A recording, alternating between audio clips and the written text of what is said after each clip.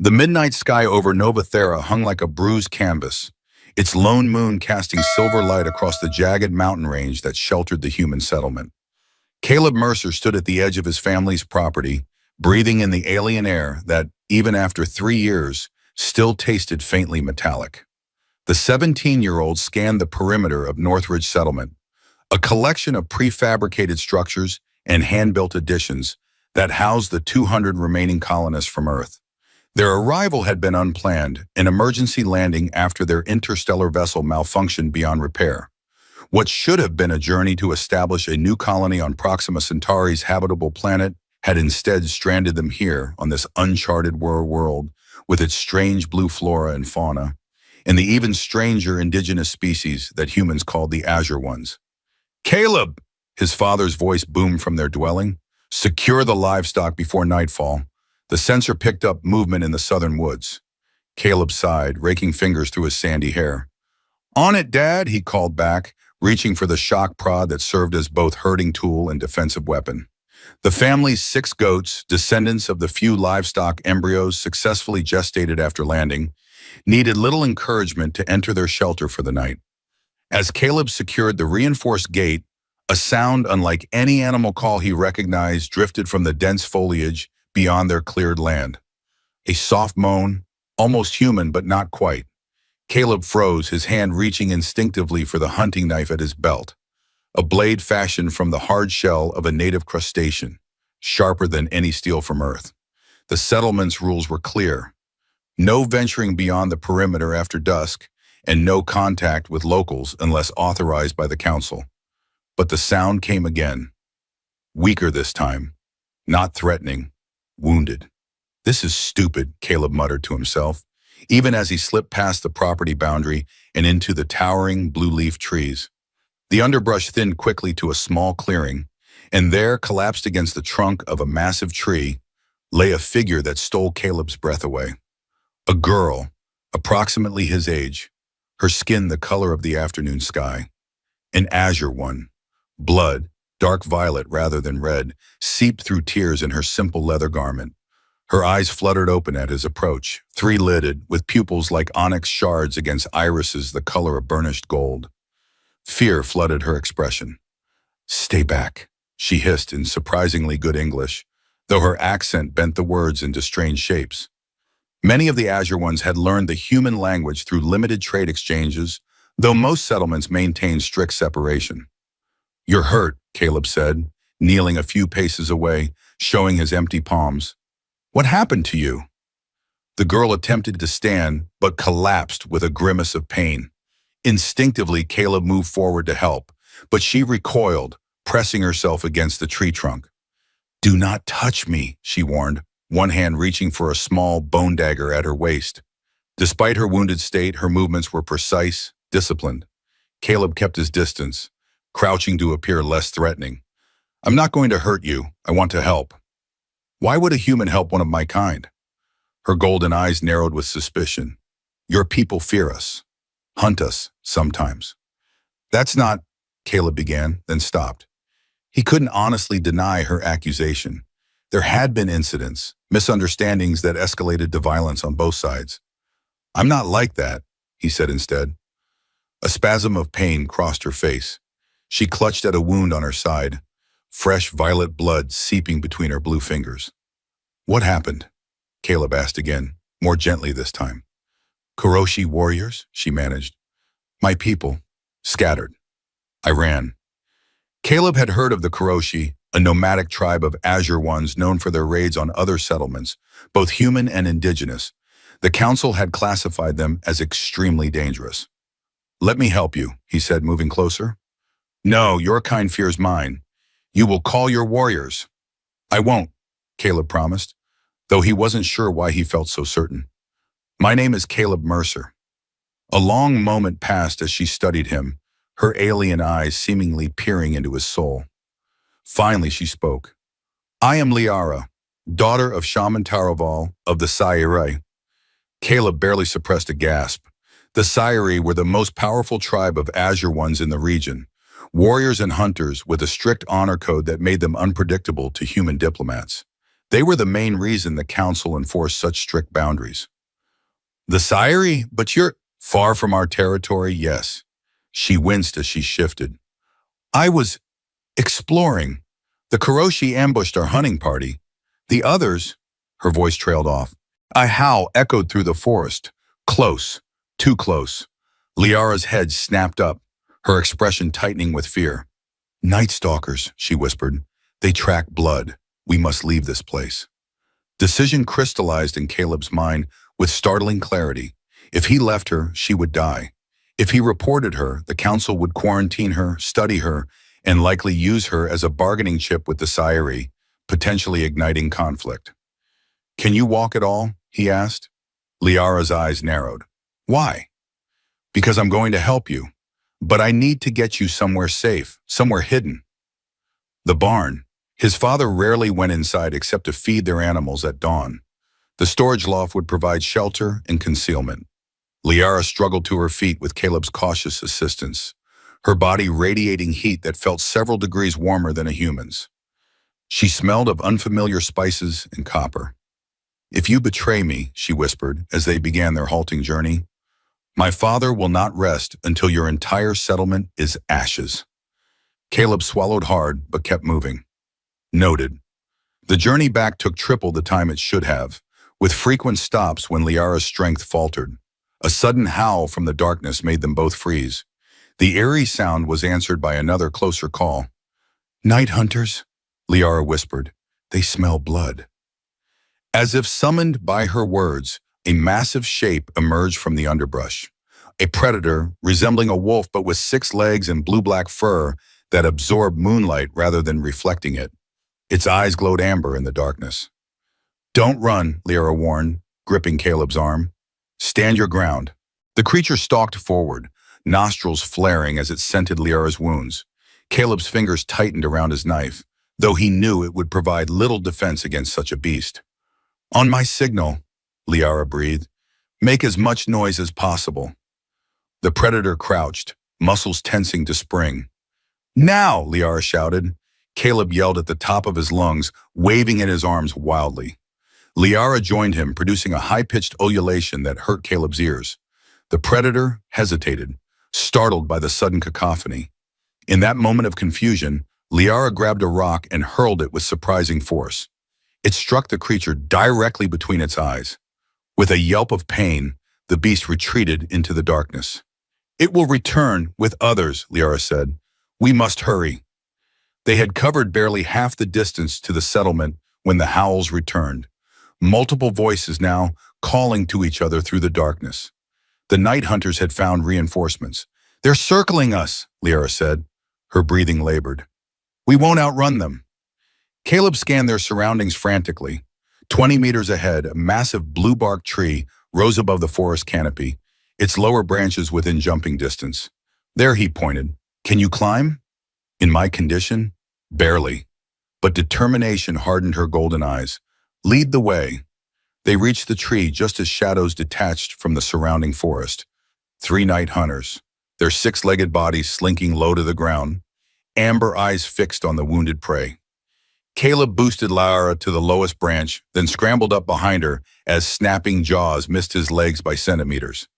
The beast circled the tree, occasionally rising on hind legs to scratch at the trunk with clawed feet. One leapt surprisingly high, its teeth clacking together just below the branch where they perched. They're persistent, Caleb muttered, helping Liara climb to a higher, safer position.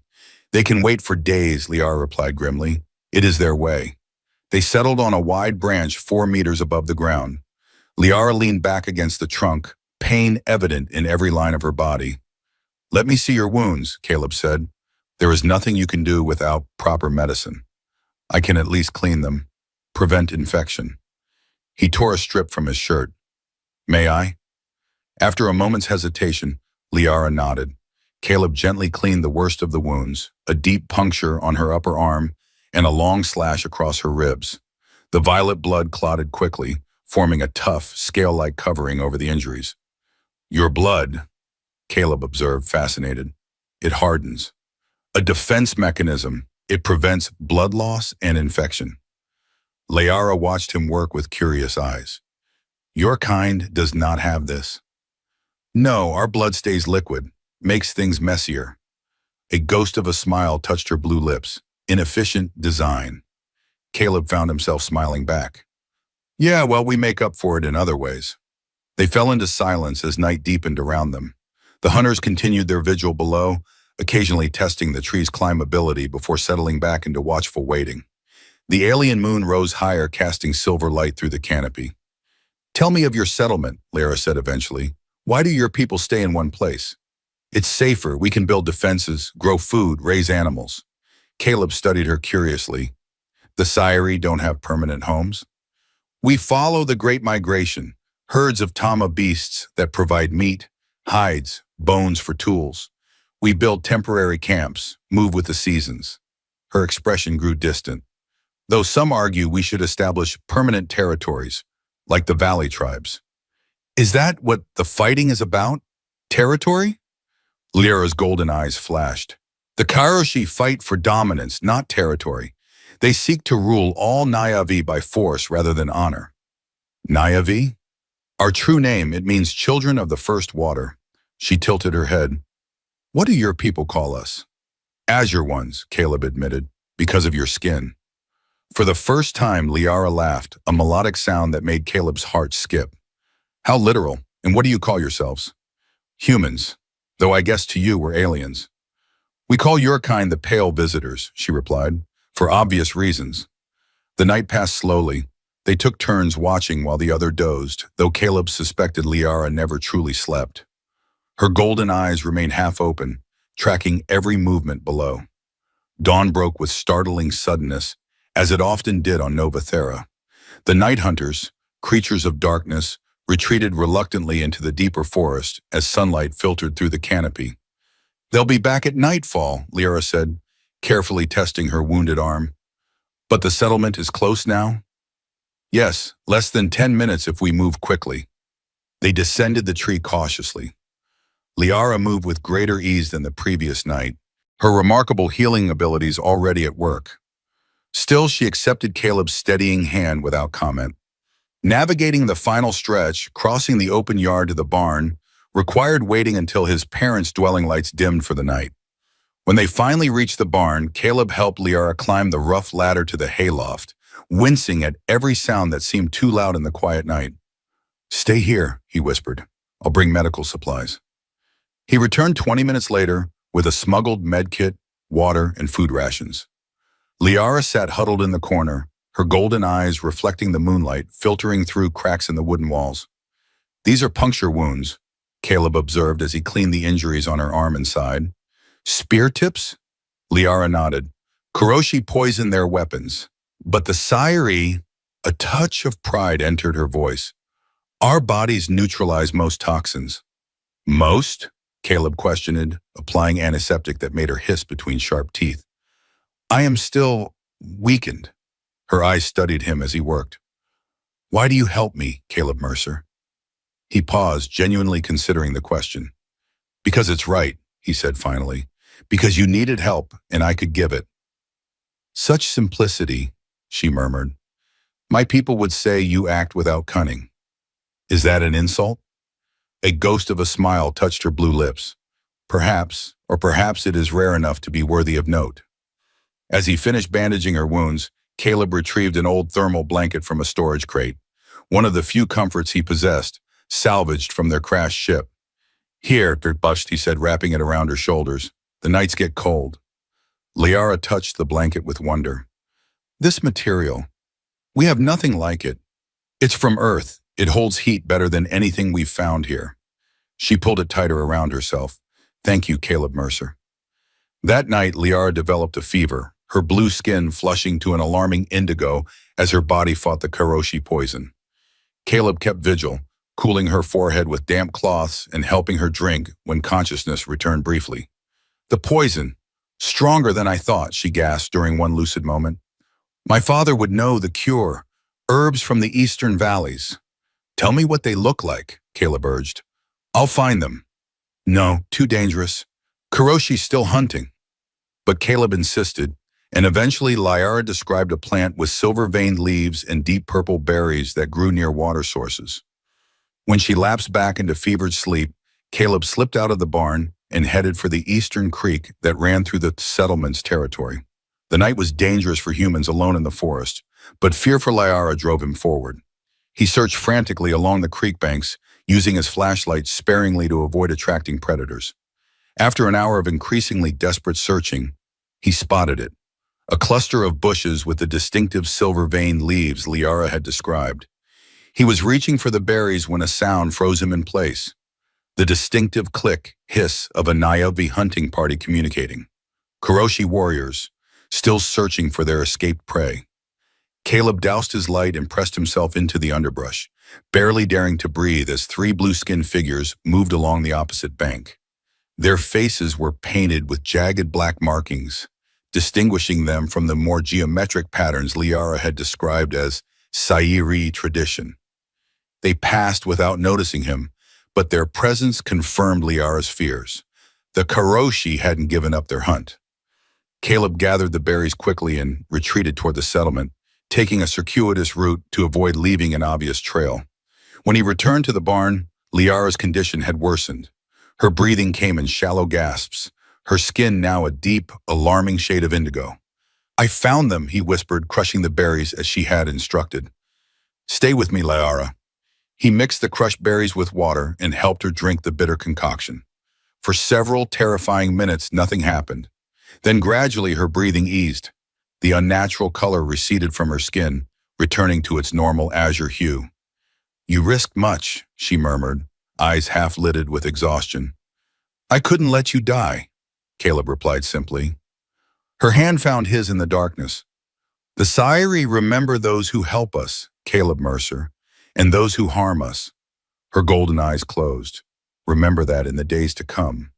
As days passed, Caleb established a routine. He performed his chores with exaggerated efficiency, creating small windows of time to check on Laura, bring her food and water, and change her bandages.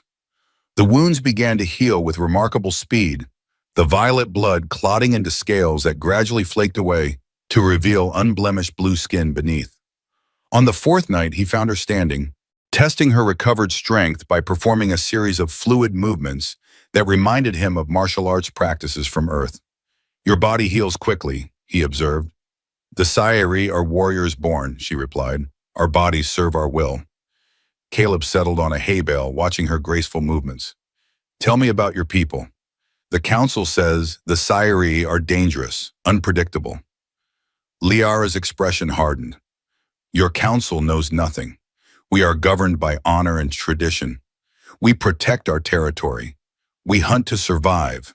We harm none who respect our boundaries." She paused. "Until your kind arrived, falling from the sky in your burning vessel, we lived in balance with the other tribes, but some, like the Kuroshi, attack others. The Kuroshi rejected the ancient ways. They take what is not earned. They kill for pleasure rather than necessity." She finished her exercise and sat beside him. "My father leads our tribe in both spiritual matters and warfare. He has tried to maintain peace with your settlement, despite the fears of many warriors." "I didn't know that," Caleb admitted. "We're told to stay away from all Azure Ones." "Azure Ones?" Liara repeated with a puzzled expression. "It's what we call your people, because of your skin." For the first time, Liara laughed, a melodic sound that made Caleb's heart skip. "How strange. We call ourselves the Na'vi, children of the first water." Her golden eyes studied him. "And we call your kind the Pale Visitors, for obvious reasons." A sudden commotion outside interrupted their conversation. Voices shouted orders, and the settlement's alarm bell began to ring. "What's happening?" Liara whispered, instantly alert. Caleb crept to a small gap in the barn wall. "Raiders," he breathed. "Human raiders from the Western Settlement." The Western Settlement had broken off from Northridge 3 years earlier, a splinter group that believed in aggressive expansion and resource acquisition rather than careful integration with their new world. They occasionally raided other human outposts for supplies and technology. "How many?" Liara asked, joining him at the wall. "At least 20. They're armed with shock batons and primitive firearms." He turned to her. "Stay hidden. If they search the barn..." I will not cower while your people face danger, Liara interrupted. I can help. How? You're still injured, and if anyone sees you, the Sayuri know ways to fight that your people do not. She met his gaze steadily. Trust me, Caleb Mercer. Before he could argue further, gunshots rang out. Through the gap, they saw 3 raiders cornering a young woman, Sarah, the settlement's apprentice medic. She clutched a bag of medical supplies to her chest, backing away from her pursuers. They will kill her for those supplies, Caleb said, already moving toward the ladder. I have to help. Liara followed him down. We help together. They slipped out of the barn, keeping to shadows as they approached the confrontation. One raider grabbed Sarah's arm, twisting until she cried out in pain. Let her go, Caleb shouted, stepping into view with his hunting knife drawn. The raiders turned, momentarily surprised, then burst into laughter. Look at this hero, one mocked. Think you can take all 3 of us, boy? Caleb swallowed his fear. I won't let you hurt her. Your choice, the leader growled, raising his shock baton. He lunged forward, and suddenly crumpled to the ground as Liara materialized from the darkness, striking him at the base of his skull with the edge of her hand. The other raiders gaped at the blue-skinned apparition that seemed to have emerged from nowhere. Their hesitation gave Caleb the opening he needed. He tackled the nearest raider, driving him to the ground. The man was stronger, but Caleb had surprise on his side. They grappled in the dirt, each struggling for advantage. Liara moved like water, evading the 3rd raider's wild swing and using his momentum to send him sprawling. She called out commands to Sarah in clear English. Run! Get help! The medic didn't need to be told twice. She bolted toward the settlement center, shouting for reinforcements. Caleb's opponent managed to flip him onto his back, pinning him with a knee to his chest. The raider raised a jagged piece of metal, ready to plunge it into Caleb's throat, until a blue hand seized his wrist, twisting with such force that bones cracked audibly. The raider screamed, releasing his weapon as Liara hauled him off Caleb with strength, belying her slender frame. The next bone I break will be in your neck, she hissed, her golden eyes blazing with cold fury. By the time settlement security arrived, led by a bewildered Sarah, the 3 raiders lay subdued on the ground, one unconscious, one with a broken wrist, and one with Caleb's knee planted firmly between his shoulder blades. What followed was chaos. Security officers stared in shock at Liara. Settlers emerged from their dwellings, pointing and whispering at the azure-skinned girl standing defiantly beside Caleb. Marcus Fletcher, the settlement's head of security, pushed through the crowd, his hand hovering over his sidearm. What in hell's name is going on here? He demanded. Mercer, explain yourself. Caleb stepped protectively in front of Liara. She helped us fight off these raiders. She saved Sarah's life, maybe mine too. She's Sayuri, Fletcher replied, as if that explained everything. How long have you been harboring her? She was injured. I found her in the woods 5 days ago. Murmurs rippled through the gathering crowd. Some faces showed fear, others curiosity, a few outright hostility. The Sayuri are dangerous, Fletcher said, his voice hard. She needs to be contained until the council decides what to do. No, Caleb's refusal silenced the crowd. She's under my protection. She's done nothing wrong. In fact, she just helped defend our settlement. Your protection? Fletcher's laugh was harsh. You're 17, Mercer. You have no authority here. Then I'll leave with her, Caleb said, surprising even himself with the declaration. If the settlement won't show gratitude to someone who helped us, then maybe it's not worth staying. Sarah stepped forward, still clutching her medical bag. He's right, Marcus. This girl saved me from those raiders. They would have killed me for these supplies. Fletcher's expression wavered. Before he could respond, a new sound cut through the night, a low, rhythmic drumming from beyond the settlement boundaries. It grew louder, accompanied by chanting in a language none of the humans recognized. Liara's eyes widened. My people come, she whispered to Caleb. They have found me. The settlement exploded into action. Guards rushed to defensive positions. Parents hurried children indoors.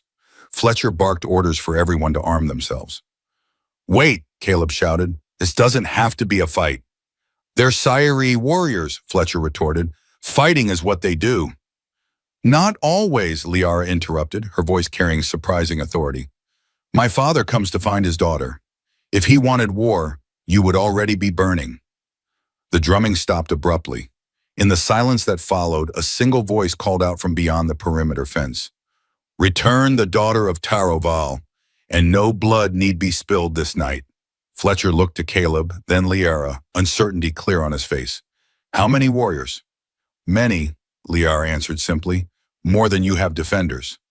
Let me talk to them, Caleb urged. With Liara, we can prevent bloodshed. After a tense deliberation with other settlement leaders, Fletcher reluctantly agreed. The main gate opened, and Caleb walked out with Liara at his side, heart hammering in his chest. Beyond the fence stood at least 100 Sayuri warriors, their blue skin adorned with white tribal markings that seemed to glow in the moonlight. They carried spears, bows with notched arrows, and curved blades. At their center stood a commanding figure wearing an elaborate headdress of blue and white feathers, bone totems dangling from intricate braids. Father, Liara called out, moving forward. The shaman's stoic expression cracked with visible relief. Daughter, he replied, his deep voice resonating across the open ground. You live. Thanks to this human, she said, gesturing to Caleb. He found me wounded, gave me shelter, healed my injuries. He shared his food, water, and even his blanket when I was cold with fever. Taroval studied Caleb with unnerving intensity. You saved my daughter? Caleb swallowed hard. Yes, sir. She was injured by Kuroshi warriors. A ripple of angry murmurs passed through the Sayuri ranks at the mention of their enemies. And you did this knowing she was Sayuri? The shaman pressed. I did it because she needed help, Caleb answered honestly. It didn't matter what tribe she belonged to. The shaman approached slowly, his warriors tensing protectively. He circled Caleb, examining him as one might inspect an unusual specimen. Finally, he stopped directly in front of the young human. The Sayuri have a saying, Taroval said. An enemy's child in need tests the true warrior's heart. He turned to face his warriors, raising his voice. This young human passed that test. He sheltered the daughter of your shaman. He tended her wounds. He shared his precious possessions when she suffered. To Caleb's astonishment, the imposing shaman suddenly dropped to one knee, pressing his fist to his chest in a formal salute. Behind him, as if following an unspoken command, every Sayuri warrior did the same. The Sayuri acknowledge a debt of honor to Caleb Mercer, the shaman announced. You have proven yourself a brother to our people. Fletcher and the other humans stood in stunned silence at the settlement gate. Liara moved to her father's side, speaking rapidly in their native tongue. The shaman listened, his expression growing increasingly grave. My daughter tells me of your kindness, he said finally to Caleb, and of the risk you took. Such courage deserves recognition. He straightened. I, Taroval, invite you to feast with the Sayuri as an honored guest. Before Caleb could respond, a commotion erupted from within the Sayuri ranks. A warrior pushed forward, taller than the others, with a scar running from his temple to his jaw. This is an outrage, shaman, he snarled in the Nayavi language. The human should not be honored for returning what was rightfully ours. Liara stepped between the warrior and Caleb. Silence, Kano. You speak out of turn. The warrior, Kano, glared at her. You were promised to me before your third summer, daughter of Taroval. Your disappearance delayed our binding ceremony. And now you defend this pale creature? The shaman's expression hardened. My daughter speaks truth. Kano, you forget yourself. I forget nothing, Kano spat. I remember the old ways, when strength determined leadership. When the Sayuri did not bow to creatures who fell from the Squatchi, his hand moved to the hilt of his blade. I challenge the human. Let him prove his worth or die trying. Gasps arose from both sides of the standoff. Caleb felt the blood drain from his face as he realized what was happening. Liara had never mentioned being promised to another. Kano invokes the right of challenge, the shaman said gravely. By our laws, it must be answered. This is insane, Fletcher interjected. The boy is 17. You can't expect him to fight one of your warriors. If he refuses, Taroval replied, it will be seen as weakness. The debt of honor will be nullified. Caleb stepped forward. What does this challenge involve? The shaman regarded him with newfound respect. Single combat, First blood or surrender? Kano smirked. Unless the human prefers to fight to the death. First blood is sufficient, Taraval said firmly. Liara grabbed Caleb's arm. You don't understand. Kano is our fiercest warrior. He has never lost a challenge. What happens if I lose? Caleb asked. You will be shamed, the shaman answered, and Liara will be bound to Kano, as was arranged in her childhood. Caleb looked at Liara, saw the fear in her golden eyes. Not for him, he realized, but for herself. This wasn't just about honor. This was about her freedom. I accept the challenge, he said. Fletcher grabbed his shoulder. Mercer, have you lost your mind? You can't. It's my choice, Caleb cut him off. Either we resolve this peacefully, or this turns into a battle where people on both sides die. The shaman granted Caleb 1 day to prepare for the challenge. The settlement buzzed with tension as humans and Sayeri maintained an uneasy truce. Each side camped on opposite ends of the clearing. Sarah, the medic Liara had helped save, visited Caleb as he sat alone by the settlement's central fire. You're either the bravest or stupidest person I've ever met, she said, sitting beside him. Probably both. I don't have much choice, Caleb replied. There's always a choice. She handed him a small container. Medicinal salve. It won't help you win, but it might help you heal afterward. Her expression softened. If there is an afterward. Thanks for the vote of confidence. Sarah studied him curiously. You really care about her, don't you? The Sayeri girl. Caleb stared into the flames. She didn't ask for any of this. She was just trying to survive. Weren't we all, Sarah murmured, gazing toward the stars, the same stars their colony ship had navigated before stranding them on this alien world. At dawn, Liara slipped into the settlement to find Caleb. She carried a small pouch filled with a dark powder. War paint, she explained. It will help you move faster, see clearer. Is that allowed? Caleb asked skeptically. It is traditional. Kano will wear his own. She began applying the mixture to his face and arms with practiced movements. He will attack aggressively, she explained. It is the Sayeri way, but his pride makes him predictable. Watch for his left feint. He always strikes true from the right. Any other weaknesses I should know about? He favors his right leg, an old injury from a hunt. When forced to pivot quickly, he sometimes falters. Her fingers lingered on his cheek. But do not underestimate him, Caleb. He has killed 17 challengers. 17? Caleb's mouth went dry. And you're just mentioning this now? A ghost of a smile touched her lips. Would it have changed your answer? He thought about it, then shook his head. No. That is why you might survive. She pressed something into his palm, a small blue stone on a leather cord. For luck, though the Sayeri do not believe in such things. What do you believe in? Skill, courage, and the will to survive. Her golden eyes met his. You have all three. The clearing was quickly transformed into a combat circle, with warriors and settlers forming its boundaries. Someone passed Caleb a knife, not his own familiar blade, but a colony-made one with a proper grip. Kano stood opposite him, having removed his upper garments to reveal a torso covered in ritual scars and battle marks. He held a curved knife that gleamed in the late afternoon sunlight. The rules are simple, Taraval announced. The circle is your boundary. First blood drawn or surrender ends the match. There will be no interference.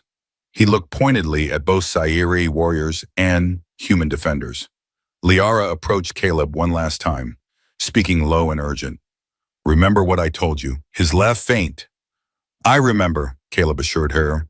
Before she left, she pressed her forehead briefly against his, a Sayera gesture he didn't understand but felt the significance of.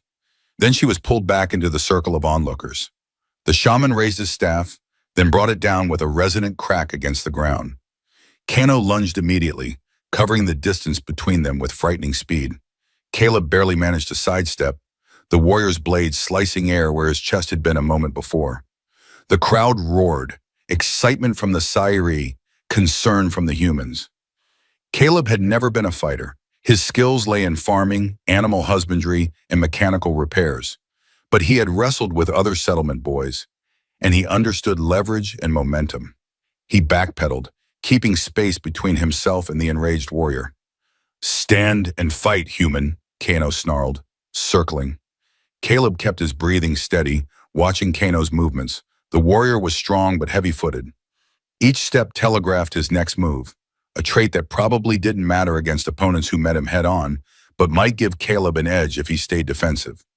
Kano feinted left, just as Liara had warned, then slashed from the right. This time, instead of retreating, Caleb ducked under the blow and drove his shoulder into the warrior's midsection. Kano grunted in surprise but remained standing, bringing his elbow down hard on Caleb's back. Pain exploded between Caleb's shoulder blades. He rolled away, narrowly avoiding a follow-up strike that would have pinned him to the ground. The crowd's roar intensified. "The human has spirit," someone called out in heavily accented English. Kano's expression darkened. He had expected an easy victory, Caleb realized. The warrior wasn't just fighting for Liara, he was fighting to save face. They circled each other again.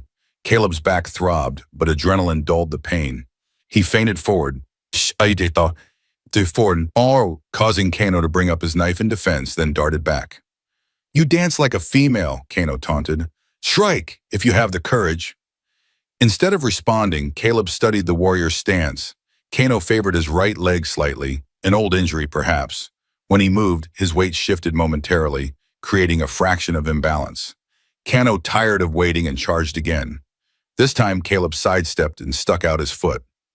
The warrior, caught mid-stride, stumbled. Caleb slashed with his knife, opening a shallow cut along Kano's upper arm. Blood, dark violet against blue skin, welled from the wound. Silence fell over the clearing.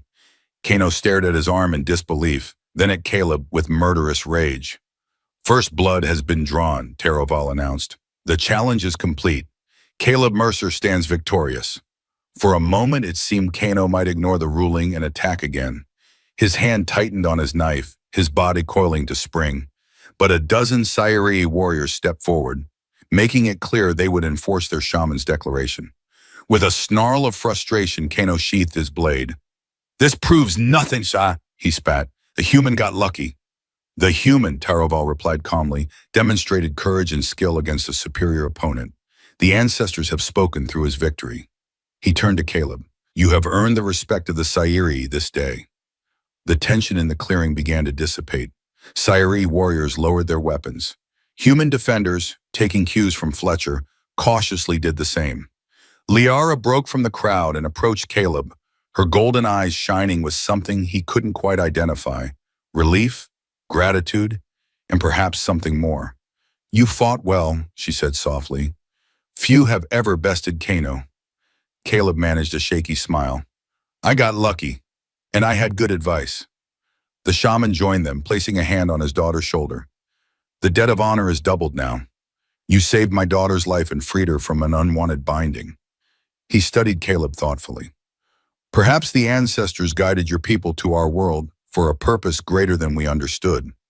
Fletcher pushed through the crowd, his face a mask of conflicting emotions. "Mercer, the council will still have questions about this situation." "I understand," Caleb replied. "As a gesture of our gratitude," Taroval said, "the Sayuri offer a pact of peace with your settlement. Our hunters will share territories. Our healers will exchange knowledge. Our warriors will protect your boundaries from the Kuroshi and other threats." Fletcher's eyes widened. The settlement had struggled with limited resources and constant threats since landing. Such an alliance could change everything. "That would need to be discussed with our full council," he said cautiously. "Of course," the shaman made a gesture and his warriors began to withdraw.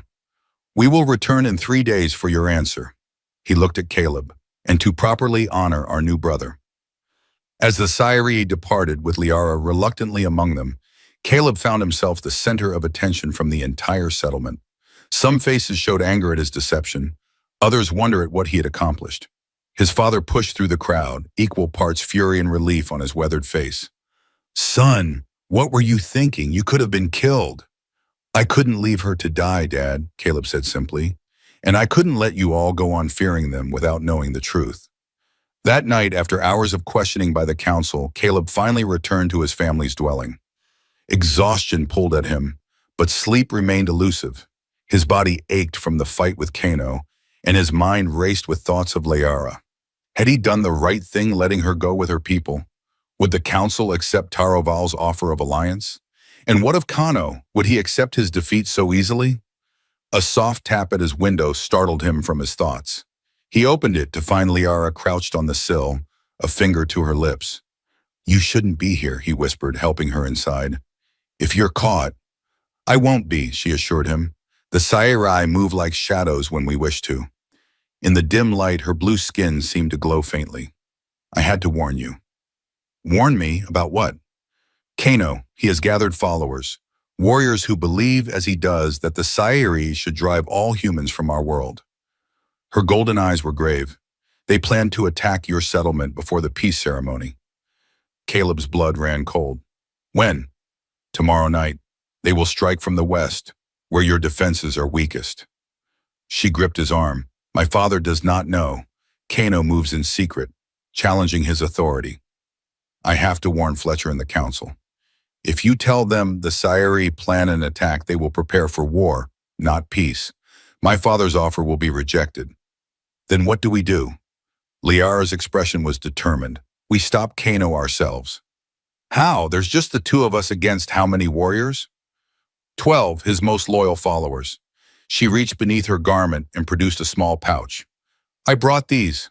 War paint of the Sairi. With it, you can move unseen in the night forest." Caleb stared at her. "You want us to ambush them? That's suicide." "Not ambush, expose. If we can capture Kano and bring him before my father, his treachery will be revealed. He will lose all honor among our people." It was madness. 2 teenagers against 12 hardened warriors. And yet, the alternative was worse. War between their peoples, with countless deaths on both sides. "Where will they gather?" Caleb asked. "The Western Ridge. There is a cave where Kano trains his followers in secret." She pulled a crude map from her pouch, drawn on a piece of bark. "Here. They will meet at nightfall to prepare their attack." Caleb studied the map, recognizing the landform she indicated. "That's at least 2 hours' hike from here. We must leave before dawn." Her eyes searched his. "Will you come, or should I face them alone?" The question wasn't fair, and they both knew it. "I'll come," Caleb said, "but we need a plan better than just capture Kano." They spent the next hour plotting their approach, drawing on Liara's knowledge of Saari tactics and Caleb's familiarity with the terrain. When they finished, neither was confident of success, but it was better than nothing. "Get some rest," Liara said eventually. "I'll return before sunrise." "Wait." Caleb reached under his bed and pulled out the thermal blanket he had given her in the barn. "Take this. The nights are cold in the mountains." Liara accepted the blanket, her fingers brushing his. "Your people create wonders," she said softly. "Perhaps together, our peoples could create even greater ones." With that, she slipped out the window and vanished into the night. Dawn hadn't yet broken when Liara returned. Caleb was ready, having packed a small rucksack with essentials, water, ration bars, basic medical supplies, and his trusted hunting knife. He left a vague note for his parents, claiming he was going on an early hunting expedition. They moved through the forest with Liara leading the way, her natural affinity for the wilderness evident in every silent step. Caleb did his best to match her stealth, though he felt clumsy by comparison. The strange blue foliage that had once seemed so alien to him now provided welcome cover as they climbed toward the western ridge. "We should reach the cave by midday," Liara whispered during a brief rest. "That will give us time to scout their gathering place before Kano arrives." The terrain grew steeper, forcing them to use hands as well as feet to ascend. Sweat soaked Caleb's shirt despite the cool mountain air. Liara moved with enviable ease, her body seemingly adapted to the rugged landscape. As they neared the top of the ridge, Liara suddenly froze, raising a hand in warning. Caleb stopped, straining his ears. At first he heard nothing beyond the soft rustling of leaves in the breeze. Then, voices, speaking the harsh, guttural dialect of the Na'vi language. "Scouts," Liara breathed, pulling Caleb behind a massive boulder. "2 of them." Through a narrow gap between rocks, Caleb glimpsed 2 Sairi warriors moving along the ridge, bows ready in their hands. They wore minimal tribal markings, Kano's followers, attempting to avoid identification with their clan. "They're early," Caleb whispered. "Your information." Was incomplete, Liara finished, her expression troubled. Kano is more cautious than I anticipated. The scouts passed within 10 meters of their hiding place, so close that Caleb could see the individual feathers adorning their weapons. For a heart-stopping moment, one warrior paused, head cocked as though listening. Then, apparently satisfied, he moved on. We can't approach the cave from this direction, Liara said once the scouts were out of earshot. Not without being seen. Caleb studied the ridgeline. There, he pointed to a narrow ravine cutting across their path. If we follow that down and around, we might be able to approach from below. Liara nodded. Good eye. The Sayari rarely guard from beneath. It is not our way to expect enemies to climb toward us. The ravine provided cover but made for treacherous going. Loose rocks threatened to trigger miniature avalanches with each step. Twice, Caleb nearly lost his footing on the steep descent, saved only by Liara's quick reflexes. As they rounded the base of the ridge, the cave mouth came into view, a dark gash in the mountainside partially hidden by a curtain of hanging vines. Two more warriors stood guard, their posture alert and weapons ready. How do we get past them? Caleb whispered. Liara reached for her pouch. The war paint. It will help us blend with the shadows. She began applying dark blue and black pigment to his foam in precise patterns.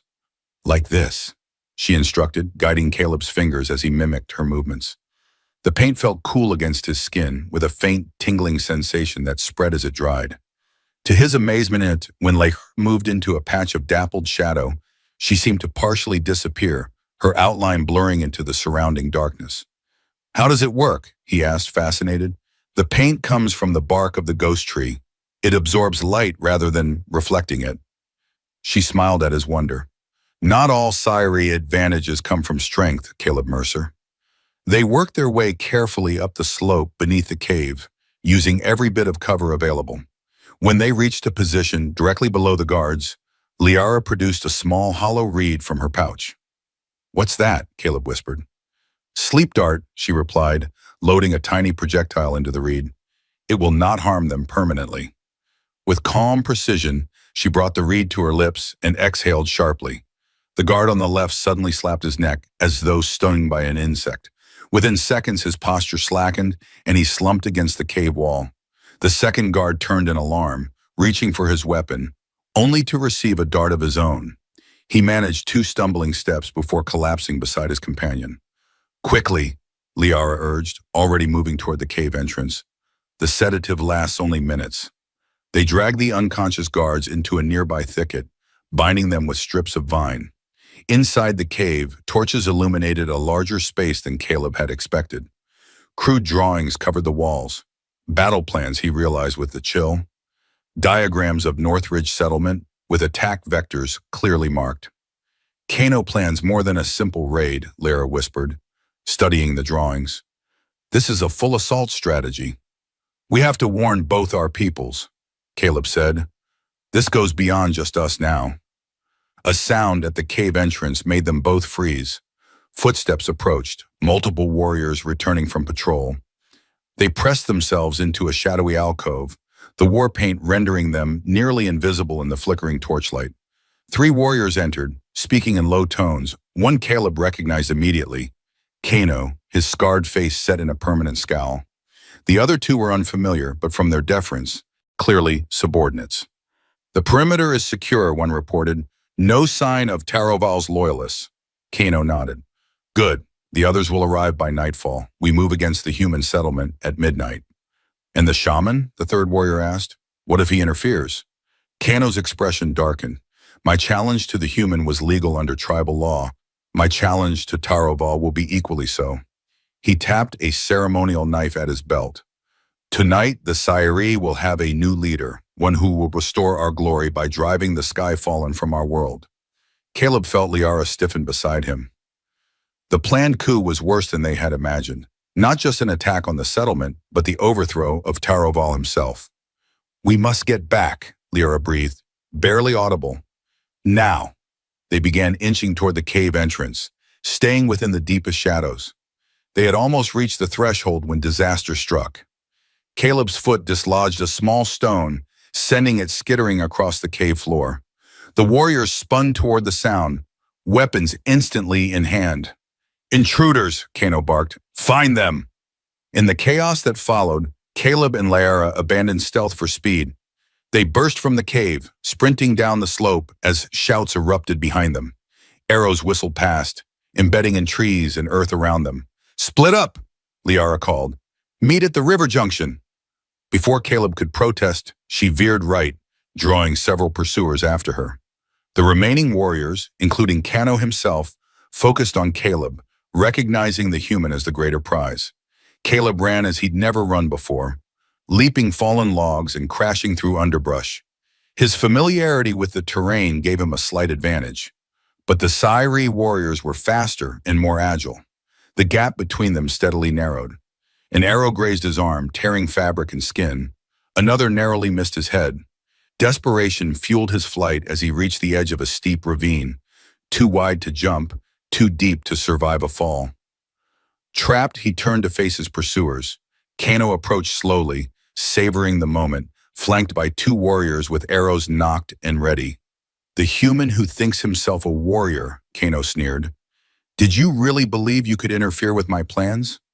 Your plans will destroy both our peoples, Caleb replied, fighting to control his breathing. The settlement will fight back. There will be casualties on both sides. As there should be, Kano's voice rose with fervor. We are warriors. We do not make peace with invaders. He drew his ceremonial knife, the one he had indicated would be used against Taraval. Your death will be the first of many tonight.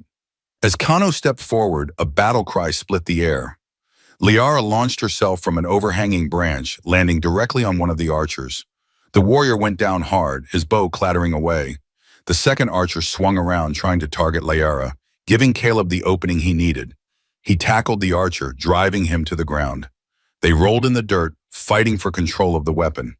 Caleb managed to slam the warrior's wrist against a rock, forcing him to release the bow. Meanwhile, Liara faced Kano in single combat. Her movements were fluid and precise, but Kano was stronger and more experienced. He drove her back step by step toward the ravine edge. You betray your own people for this human, Kano snarled, slashing with his blade. Liara evaded the strike by millimeters. I fight to protect my people from you. Caleb dispatched his opponent with a solid blow to the temple, then grabbed the fallen bow. He knocked an arrow, aimed at Kano, but hesitated. The warriors were moving too quickly, grappling at the edge of the ravine. He couldn't risk hitting Liara. Kano seized Liara's throat, lifting her off her feet. Your father's weakness flows in your veins, he growled, dangling her over the ravine. The Sairi will be stronger without the line of Taraval. No! Caleb shouted, charging forward. He crashed into Kano's side, disrupting his grip on Liara. All three tumbled dangerously close to the edge.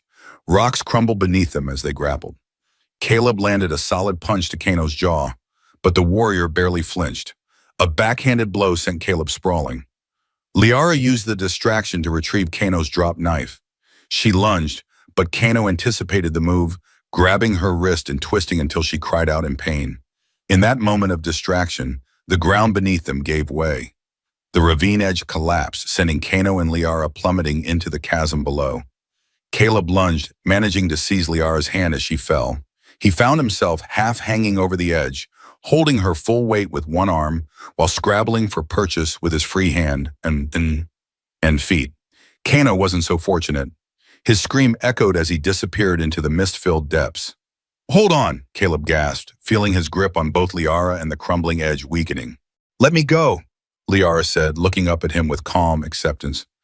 Save yourself. Not an option, Caleb grunted, redoubling his effort. With agonizing slowness, he managed to pull her up until she could grab the edge herself.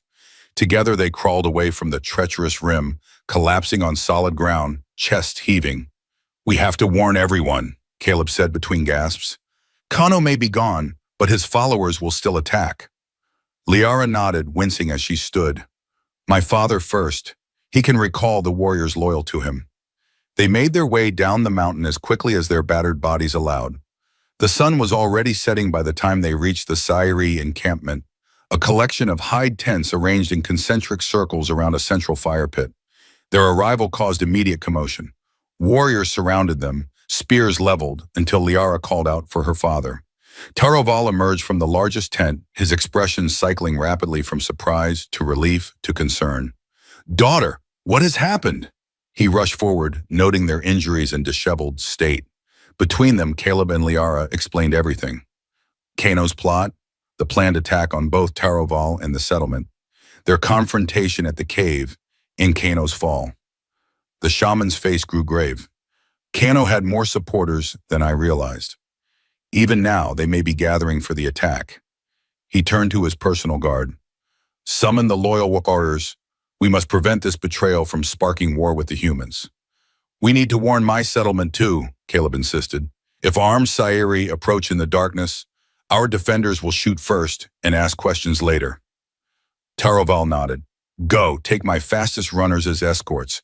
Ensure your leaders understand we come as allies, not enemies." The journey back to Northridge was a blur of exertion and urgency. Flanked by 3 Sayuri warriors, Caleb raced through the darkening forest, ignoring the protests of his exhausted muscles. They reached the settlement just as the perimeter lights activated for the night. Guards raised weapons at their approach until Caleb shouted his identity. Fletcher himself came to the gate, gaping at the sight of the human boy in the company of Sayuri warriors. "We have an emergency," Caleb gasped. "Rogue Sayuri warriors are planning to attack tonight. Taroval is gathering forces to stop them, but they might reach us first." Fletcher's training took over. He issued rapid orders to reinforce the perimeter, arm all capable defenders, and move non-combatants to the central shelter. "How many attackers?" he demanded. "Perhaps 20, Caleb estimated. "Possibly more." "And how many is Taroval bringing?" "At least twice that number," one of the Sayuri escorts answered in accented English. "But we may not arrive before the traitors." Fletcher hesitated only briefly. "We'll hold until you arrive, but I need to be absolutely clear. Your warriors will identify themselves how?" "White banners," the warrior replied, "the color of Taroval's house. The traitors will bear no such markings." The settlement transformed into a fortress within minutes. Every able body took up position, some with the colony's limited supply of firearms, others with makeshift weapons. Caleb found himself assigned to the western barricade alongside Sarah, the medic he and Liara had saved from the raiders. "Quite the trouble you've stirred up," she remarked, checking the charge on her shock baton. "Not intentionally," Caleb replied, scanning the tree line for movement. "Sometimes the most important changes aren't intentional." She gave him a sidelong glance. "The council was going to exile you, you know, before all this, for harboring an alien." Caleb wasn't surprised. The settlement's rules about contact with indigenous species were strict. "And now?" Sarah shrugged. "Now you might have saved us all." Funny how things work out. The attack came suddenly, dark shapes emerging from the forest without warning or war cry. Arrows arced over the barricades, forcing defenders to duck for cover. Several of Kano's followers reached the perimeter fence, hacking at the barrier with primitive but effective axes. "Hold the line," Fletcher shouted from his position at the main gate. "Reinforcements are coming." Caleb fired his borrowed bow at the attackers, more to keep them at bay than with any real hope of hitting targets in the darkness. Beside him, Sarah wielded her shock baton with surprising skill, repelling a warrior who managed to scale the fence. The battle hung in precarious balance, the settlement's superior defensive position offset by the Sayuri warriors' greater numbers and combat experience. Just as it seemed the perimeter might collapse, new sounds rose from the forest, rhythmic drums and battle cries that Caleb recognized as the signature of Taroval's forces. White banners appeared at the forest edge, illuminated by the settlement's perimeter lights. Taroval's warriors fell upon Kano's followers from behind, creating immediate chaos in their ranks. Caught between settlement defenders and loyal Sayuri, the attackers quickly lost cohesion. In the midst of the fighting, Caleb spotted Liara moving through the battle with deadly grace, disabling opponents with precise strikes rather than killing blows. Even in combat, the shaman's daughter showed mercy. The battle ended as suddenly as it had begun. Outnumbered and outflanked, the surviving attackers surrendered or fled into the darkness. Taroval himself approached the settlement gate, white banner in hand, requesting entry. Fletcher, after a moment's consideration, ordered the gate opened. The shaman entered, followed by Liara and a small honor guard. The two leaders met in the central clearing, surrounded by wary fighters from both sides. "The threat is ended," Taraval announced. "Those who followed Kano have been captured or scattered. They will face tribal justice for their betrayal." Fletcher's posture remained tense. "And what guarantees do we have that this won't happen again? That some other faction of your people won't decide humans need to be exterminated?" "No absolute guarantee can exist between any peoples," the shaman replied. "But perhaps something stronger than guarantees: mutual need and respect." He gestured to where Caleb and Liara stood side by side, bloodied but unbowed. "Our young have shown us a better path than suspicion and separation." The settlement council convened an emergency session right there in the clearing. After heated debate, a decision was reached. The alliance Taraval had proposed days earlier would be accepted, with additions addressing mutual defense and cultural exchange. 3 days later, as promised, the Samurai returned in full ceremonial regalia. This time there was no tension, no standoff at the perimeter. The settlement's gates opened to welcome them, with the full council assembled to receive Taraval and his delegation. Caleb stood at the forefront, the blue stone pendant Liara had given him visible against his best shirt. When Liara emerged from among the warriors, their eyes met across the clearing, and for a moment it seemed they were the only two people in existence.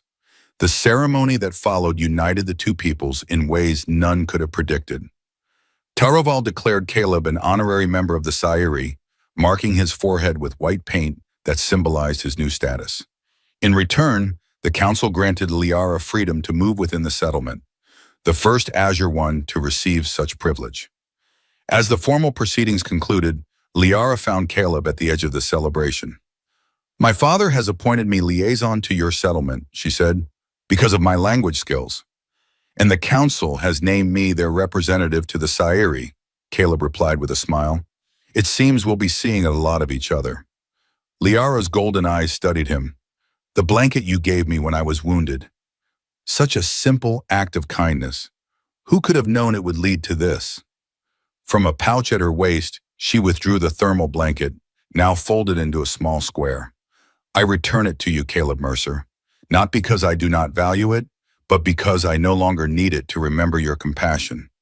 Caleb shook his head, gently pushing it back toward her. "Keep it, as a reminder that sometimes the smallest gestures can change worlds."